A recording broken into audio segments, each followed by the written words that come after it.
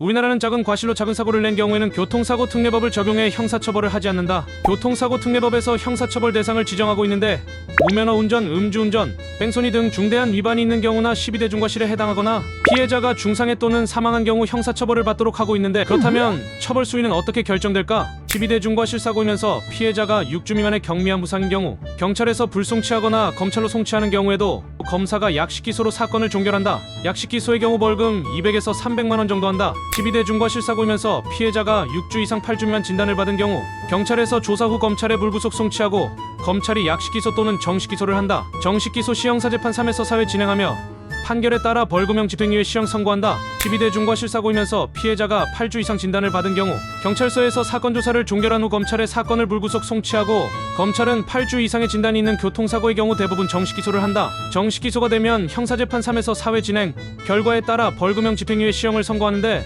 8주 이상 진단 교통사고의 경우 형사합의 없다면 시형 가능성이 매우 높아 교통사고 형사 변호사의 조력을 받아야 한다. 피해자가 중상해 기준 또는 사망한 경우 법적으로 5년 이하 금고 또는 2천만 원 이하 벌금형, 형사합의 여부가 중요한 포인트. 합의가 안되면 시형 가능성이 높지만 형사합의를 하면 벌금형이나 집행유예가 가능하다. 피해가 클수록 형사합의 여부가 처벌 결과에 큰 영향을 준다. 8주 이상 진단부터 시형 가능성이 높아 변호사 상담 추천한다.